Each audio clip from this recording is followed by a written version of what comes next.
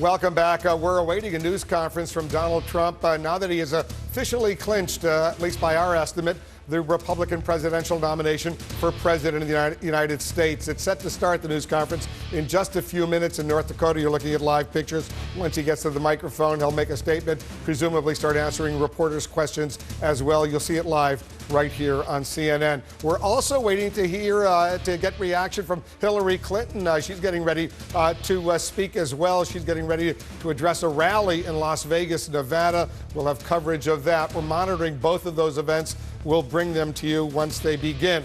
More now on the breaking news. Donald Trump gets enough delegates to clinch the Republican presidential nomination. Let's get reaction right now from the Bernie Sanders campaign. His campaign manager, Jeff Weaver, is joining us now live from Burlington, Vermont. Jeff, thanks very much for joining us. So we all saw this coming, but now he has reached, by our estimate, 1,237 delegates. That's enough to get the majority. He will be the Republican nominee. What's the reaction from the Bernie Sanders campaign? Well, the reaction is that Democrats this fall have got to do everything they can to defeat Donald Trump. He would be a disaster for the country. He wants more tax breaks for the rich. He thinks wages are too high in this country. He thinks that climate change is a hoax brought on by the Chinese. His views on choice are horrendous. Obviously, his bigoted and derogatory comments about Latinos, women, and virtually every other group in this country. This is intolerable. This candidate has got to be defeated in the fall. And it's incumbent now on, this gets back to the Democratic race, on superdelegates on the Democratic side to take a hard look at the Sanders campaign and the Clinton campaign and to make a judgment about who can best take on Trump in the fall. What about the whole issue of a debate between Donald Trump and Bernie Sanders? You saw what was said last night on the Jimmy Kimmel show here, and Donald Trump was asked, would you debate Bernie Sanders? He said yes, if the revenue went to charity. Then quickly Bernie Sanders tweeted he's in. Where does that stand? Because a lot of people thought it was a joke. Well, I didn't think it was a joke. I saw it. I thought it was serious. And, we are ready to debate Donald Trump. We hope that he will not chicken out.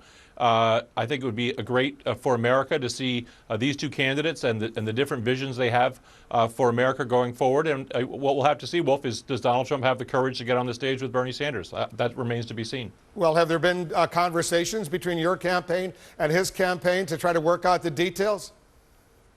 Well, there have been a few discussions, yes, but I think, as was mentioned earlier in your show, there is a sort of division in his camp on a number of issues, and this may be one of those. He has, despite his unscripted appearance, he has a number of handlers, and so we'll see which side wins out. But like I said, we hope Donald Trump has the courage to get on the stage now that he said he would.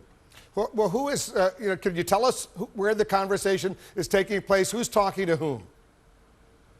Well, I'd prefer not to go there, Wolf, if I could, just because there are some preliminary discussions. But I do want to say that we view the offer as serious. We have accepted the offer, and we hope Donald Trump does not chicken out in this case. He has a lot of bluster and flim-flam, but I think if he gets on the stage with Bernie Sanders, I think he'll be exposed on substance, on the number of policies that would hurt working families in this country, and I think it would be very valuable for the American public. And frankly, I think it would have a viewership of 40 or 50 million people. I think it would be the political event of the season. So if he really wants to be exposed to a lot of people and has the courage of his convictions, he'll work out the details with us, and we'll get that done. Have you discussed with any television news organization who would host such a debate? Well, all I can say, Wolf, is that we have heard from, I think, every network. So there's a tremendous amount of interest in this. I think it would have a large viewership. I think it would get a lot of publicity. And if as I said, if Donald Trump wants to defend his substantive issues on stage with an opponent who has a very different view of where we should take the country, I think this is a great opportunity for him, and I hope he takes it up. Now, he said whatever revenue is generated, he wants to go to charity. I don't know what charity he wants to give that money to, although he's been active in veterans organizations over the years. What charity would Bernie Sanders want the revenue to go to if, in fact, this debate were to take place?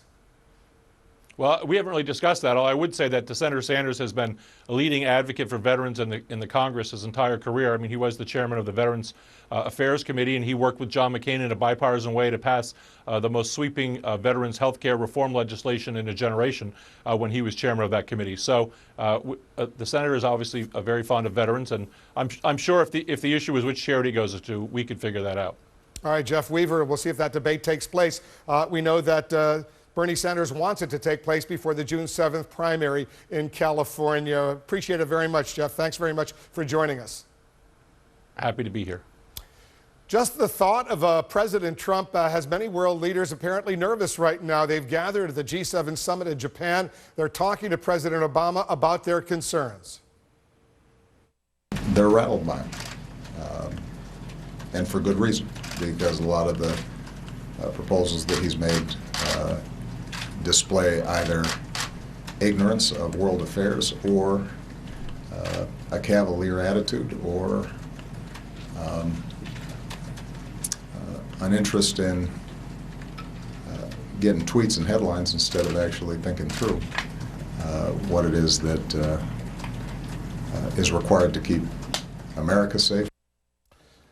Let's go to our senior international correspondent, Clarissa Ward, who's joining us live from London right now. Clarissa, while Trump is still a presumptive Republican nominee until the delegates meet in Cleveland, officially cast their votes on the convention floor in July, this is a step in the, from Trump's standpoint, clearly in the right direction. He is, for all practical purposes, the Republican nominee. What's the reaction you're getting around the world?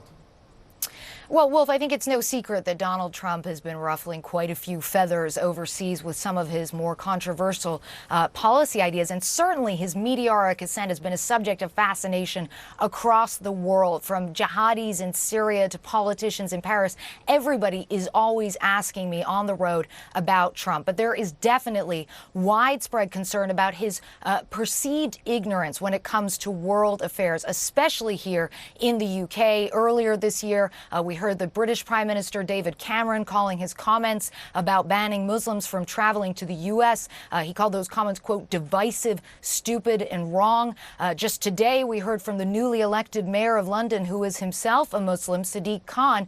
He called Trump's views on Islam, quote, ignorant. And it's not just the U.K., Wolf. Saudi princes have called him a disgrace. Mexico's former president compared him to Hitler.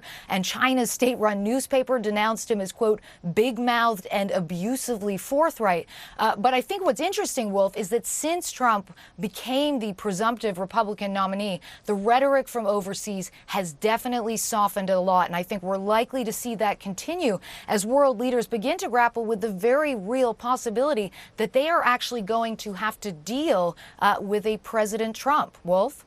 Is there anyone out there on the world stage, an important figure out there, who isn't nervous about a Trump presidency, shall we say? Well, there's one very obvious one we all know, and that's Russian President Vladimir Putin. He has called Trump, quote, an outstanding and talented personality. And that's not exactly a surprise, because if you look at some of Trump's more isolationist policies, they're very likely to appeal to countries like Russia and China, which see previous administrations as having tried to contain their rise. Wolf. Clarissa Ward in London for us. Thank you very much. Coming up, we're standing by once again for these two live events. Donald Trump about to hold a news conference in North Dakota after now clinching the Republican presidential nomination.